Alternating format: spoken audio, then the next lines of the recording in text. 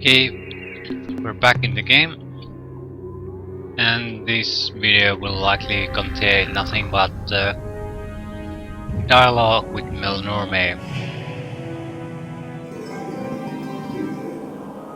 We have a ton of credits left unused, so we're going to go buy every piece of information they can offer, or we can afford.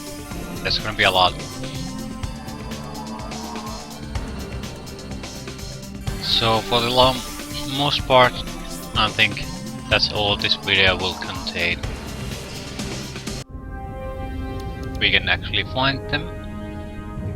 The reason I'm doing this now is because they offer a lot of useful tips.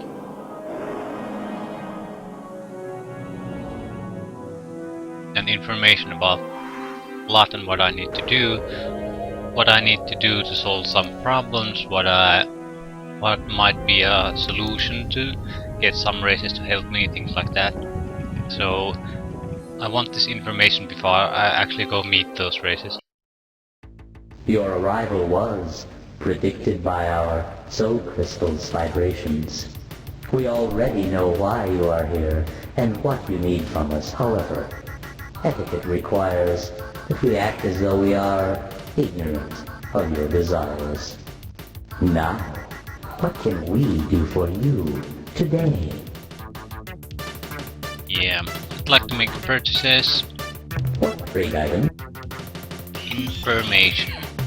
As you know, in our many centuries of star trading, we Melnorme have come to learn much about what happens in our galaxy, both now and in the ancient past. We have also kept records on the diverse alien races in your region of space. We will share this crucial knowledge with you for a fee of 75 credits per informative fact. No refunds. Yeah, we can buy a ton of these. We'll start with useful data on alien races.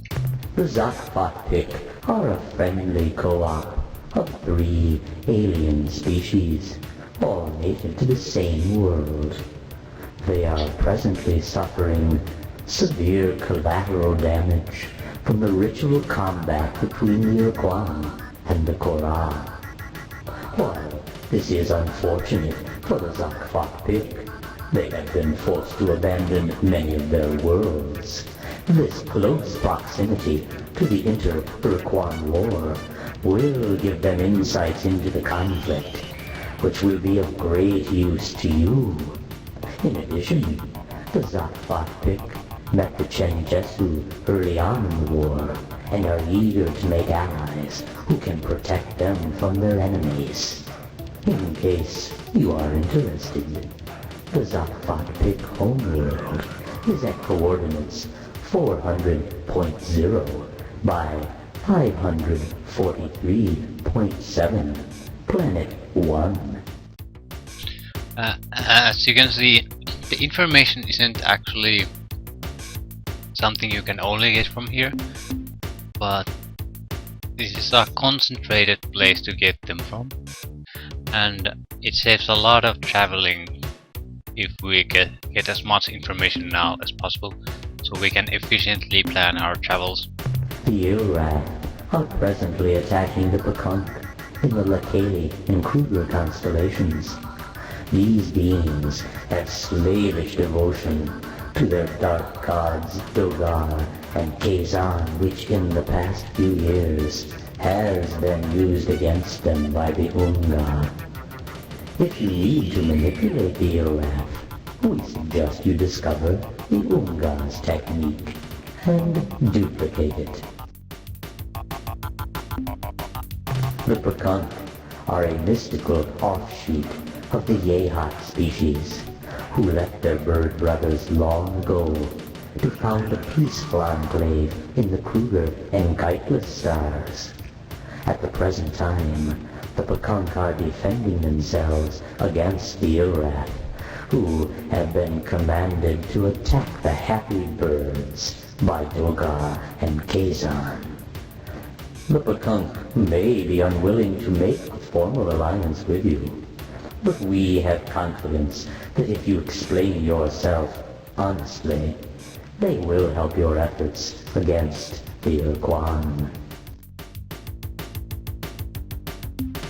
The creatures presently fighting the Ur-Quan are called the Korra. They are an Ur-Quan subspecies who split off from the main species many thousands of years ago. Their present fight is a ritual reenacting of a major difference of opinion between two rival Ur-Quan leaders after the Ur-Quan overwhelmed their slave masters, the Dinyare.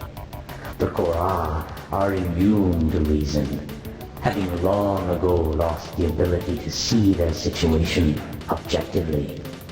They live in a self-maintained paradox.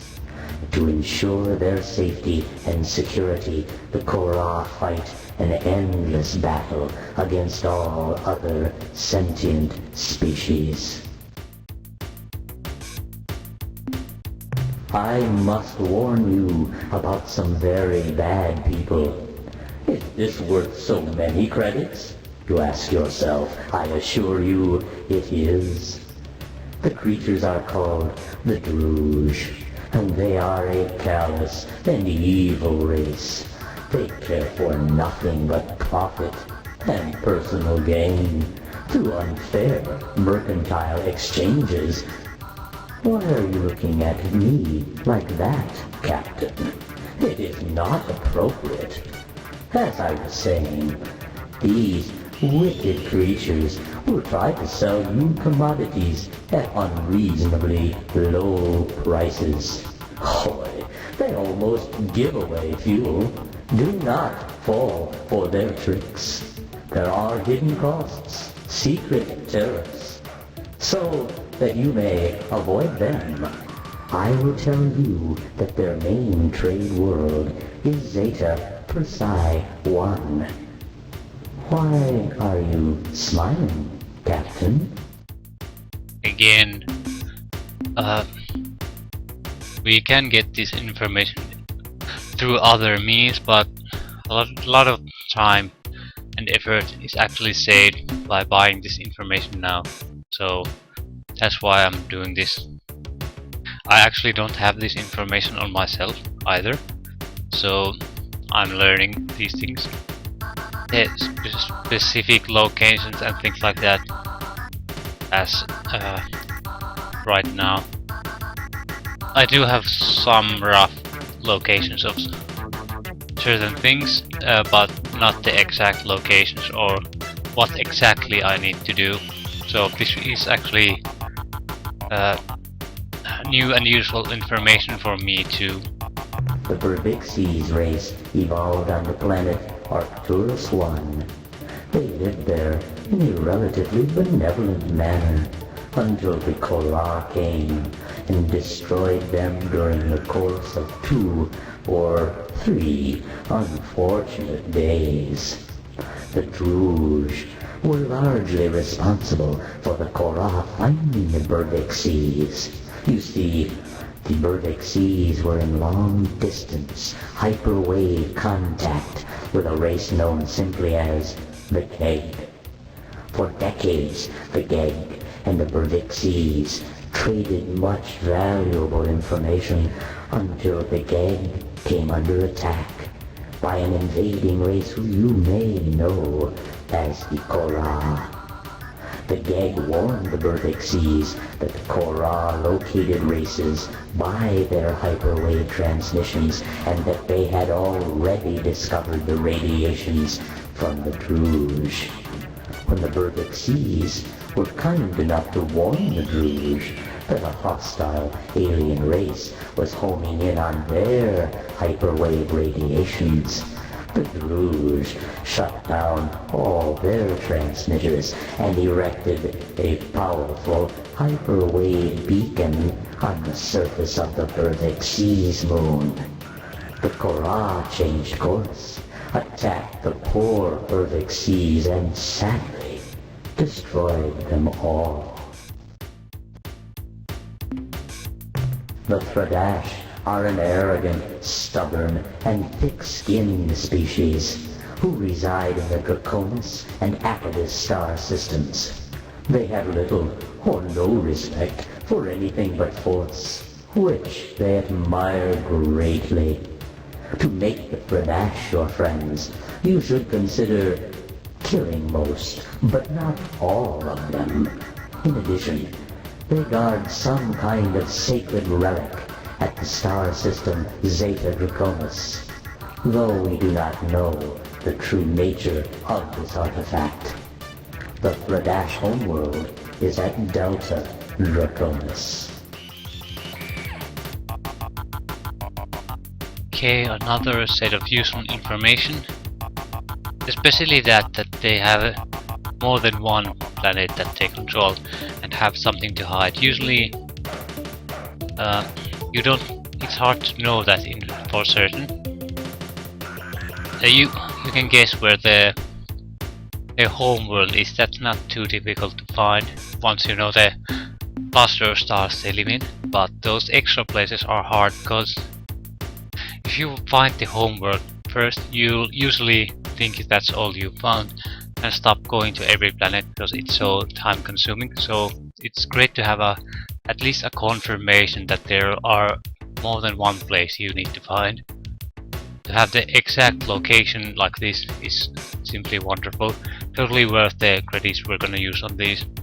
After the war, the Chenjesku and the Mern Herman chose to be slave-shielded on the Chenjesu's homeworld at Procyon. We suspect that they are melding their two species to form some kind of new hybrid race, a race which may well be powerful enough to destroy the Ur-Quan single-handedly. However, by our calculations, this process will take many decades, if not centuries. Should you wish to talk to them, we recommend you invest in a hyperwave broadcasting system, which is powerful enough to penetrate the shield around their world. The Mycon are using this time, while the Ur-Quan have their attention elsewhere, to expand their sphere of influence as fast as possible. The Mycon colonize planets by launching tough spore pods from orbit and injecting them under the planet's surface. Months later, after the spores have grown hundreds of thick, fibrous tendrils under the planet's crust, the tendrils suddenly thrust up out of the planet and create huge calderas. Not incidentally, filling the planet's atmosphere with the Mycon's preferred gases, clouds of superheated steam and sulfuric acid. Yeah, and now we can pretty much guess what happened to the Siren homeworld and what piece of information we might be able to use to get them to participate in the war on our side. Following the end of the war, the Androsim began experimenting with interdimensional fatigue, a process which is related to your faster-than-light drive, but involves dimensions far more alien than hyperspace. They had just made a major breakthrough when they were suddenly wiped out by a race called the Ors, who appeared seemingly out of nowhere. Actually, we don't know what the Ors did to the Androsim. They're just all gone. The Arilulae are a mysterious race of IDF beings. IDF meaning interdimensional fatigue. They do not reside in this galaxy, or in fact, anywhere in this universe. While it is true that the Arilu are rarely seen far from the Columbae star group, they do make regular secret visits to your world, and have done so for centuries. Ever since Earth was slave-shielded, they have focused their attention on the humans aboard the starbase, many of whom are now members of your crew. Though the Arilulari always smile and are never overtly hostile, we believe that they have a secret agenda which somehow involves your planet Earth. These secret plans may or may not cause grief and woe to you Earthlings. Just under 20 years ago, the brave and suicidal Shofixi annihilated their species by exploding a precursor device, some kind of bomb, in the interior of their sun. The resulting storm of solar flares cooked the life off the Shofixi homeworld and incinerated over 100 Ur-Quan dreadnoughts which had just entered the system to conquer the Shofixi. In actuality, there are still at least a dozen Shofixi left alive in the galaxy. 1 or 2 are at Delta Gorno, guarding the dead hulk of their once beautiful world. Others can be found in Vox space. Okay, that's a useful bit of information, but that's still a bit too vague. The Slilandro are a mostly non-solid, sentient race who live in a gas giant at Beta Cori. We recently sold them a self-replicating exploration probe, which has somehow turned hostile and attacks everything it detects. If such encounters have angered you, Captain, please do not address your concerns to us. We possess a formal waiver of damages authorized by Slilandro Speaker and are in no way responsible for the situation. Yeah, that's very useful. Now we have our exact location. So anytime we want to get rid of those probes, we can do it without too much effort. So again, very useful information to possess. The cowardly Spathi live at the single planet orbiting Epsilon Grus. They do not actually live on their world, rather they reside on its airless moon. The reason? A xenomorphic species which craves the sweet flavored flesh of the Spathi has been transported to the surface of their planet and makes every attempt to devour the poor Spathi. I'm certain that the Spathi would be forever in your debt if you were to eliminate these creatures from their planet. What? You fear the alien creatures will find you a treat also? Fear not. Our data reveals the beasts are not interested in your species. Should you wish to consult with the Spathi Ruling Council, you will need to know the secret Spathi cipher, a password which is Huffy, Muffy, Guffy.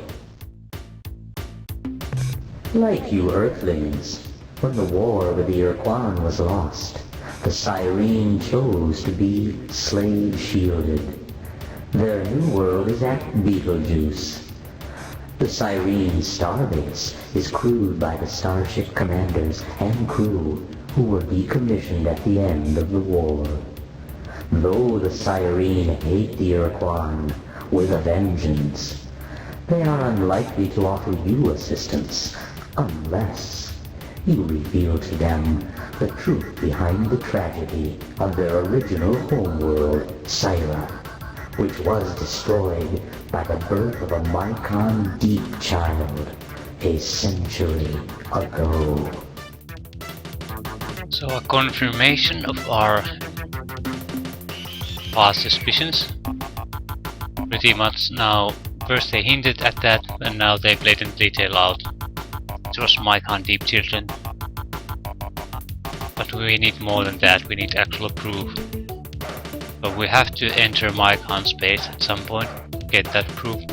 When the Ur-Quan entered Gamma Serpentis, the home star of the Yehat, their queen made a sudden change of allegiance and allied with the Ur-Quan hierarchy. They became Ur-Quan combat thralls.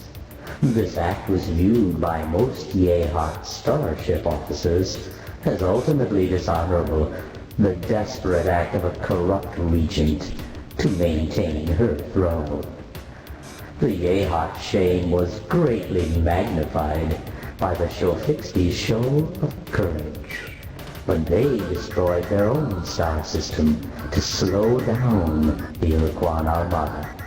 Captain, you have heard all that we have to say about aliens indigenous to this region. Should we learn more in the near future, we shall be certain to sell it to you. Okay, we can probably still afford to buy most of the current events information. The historical information is it's not that vital. It's good to know, but definitely less useful than these kind of information. While you probably believe that the Shofixti are extinct, having caused their sun to flare with a device identical to the Utwig super bomb, the truth is not so simple. There yet exists a chance to resuscitate this meta-marsupial species, though it will not be easy. The problem at hand seems simple. Bring together two Shofixti of different sexes, and the carnal gymnastics proceed. Given the short gestation and maturation time of the Shofixti, you will have thousands of the creatures in 10 years and millions in 20. Finding a male of the species is easier than fluff. Simply visit the Shofixti's blasted star system at Delta Gorno. Captain Tanaka, or its sibling, Katana, shall greet you on your arrival. A warning. These warriors are old and fly in barely functional ships. If they mistakenly identify you as the enemy, do not return fire. Retreat and try to talk with them on their own level. The females of the species will be more difficult to obtain. The only supply of such remaining in the galaxy is at Alpha Cherenkov 1, included as part of General Zex's bizarre and beloved menagerie. Fortunately for you, Captain, Zex is considered, well, perverse by his fellow bugs. This is because Zex actually enjoys the presence of human beings. To acquire the Shofixti females, you will have to appease Zex, or kill him. The Ur-Quan are presently at war with a race called the Kora. They are fighting within a large spherical region of space, centered around the Crater's star group. Although it is probably too early to tell, it would appear that the Kora are winning.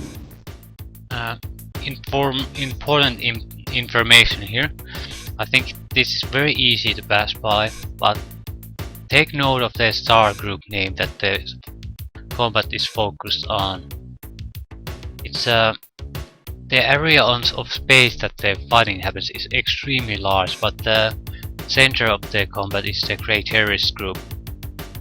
And that's important because later in the game we have to find a specific location in space, and there's no one directly tells you where it is, and it's only that it's related to the Koran and Ur-Quan. But their sphere of influence is so goddamn large that it would be a huge pain in the ass to visit every system and every planet of there to see what's going on. So The only tip that narrows that search radius down is that the combat is focused around the crater star system.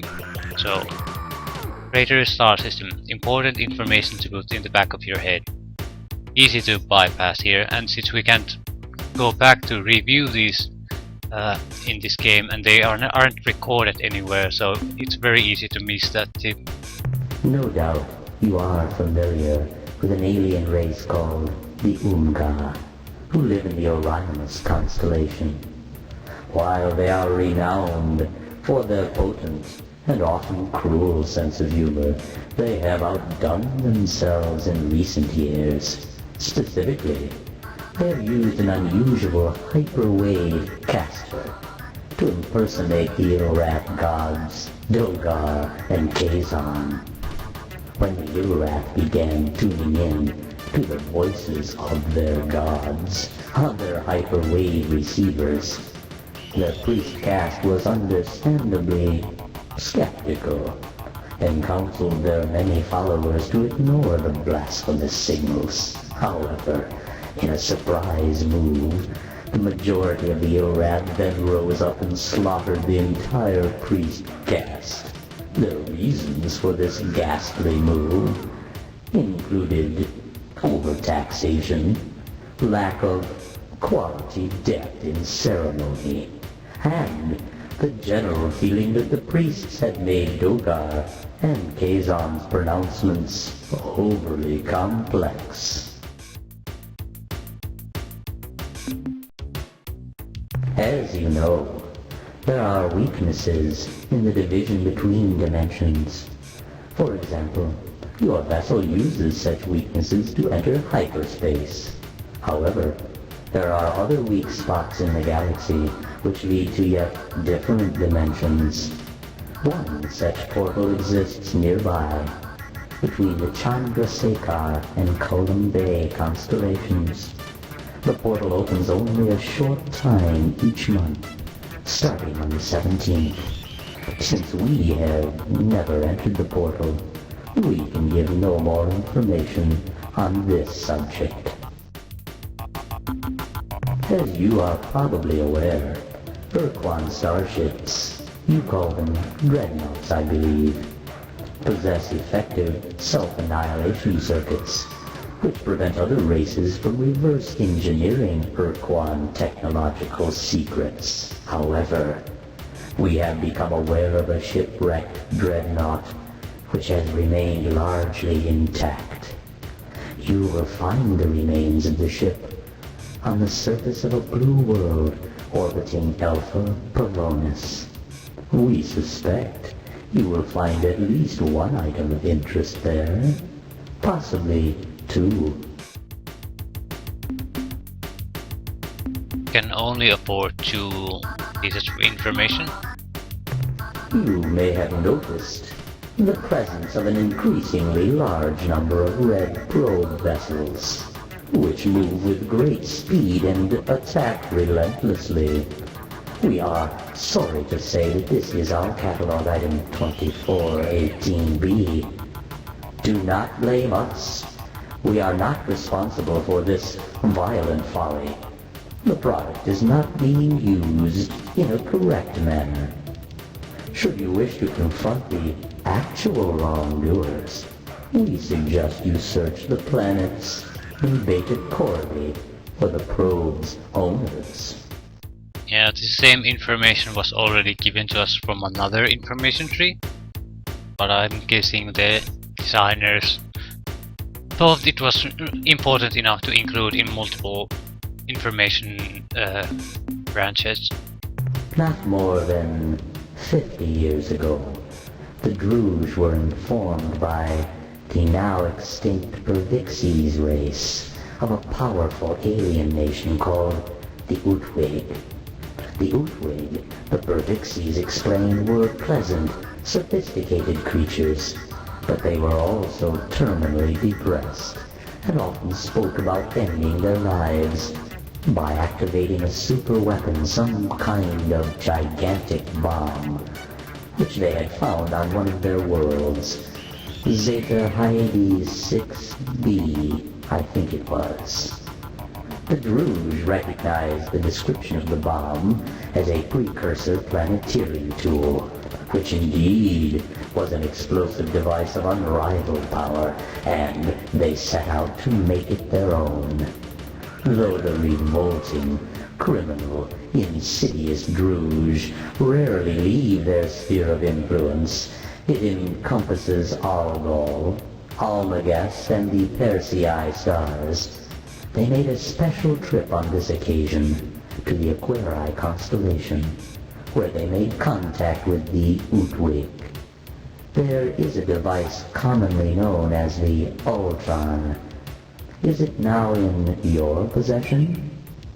Ah, I see. The Druge sold this device to the Utwig, explaining that it was a precursor personal magnifier, which would enrich the lives of their entire culture in too many ways to describe specifically. The Utwig, I am sorry to say, fell for the Druge's foul ruse and snapped up the Ur-Quan immediately. Fortunately for us all, the Utwig did not pay the Druge's requested price, the super bomb, and instead gave him a collection of historical oddments and genuine artifacts, which to this day the Druge are trying to unload on unwary buyers. Yeah, that's all we can afford, so we'll end here. What else would you like to buy? We'll be leaving now. It has been a pleasure dealing with you, Captain. We look forward to your next visit. We still need a ton of credits before we can get all we need from these guys. I think I'll save here and cut, and we'll figure out what to do next.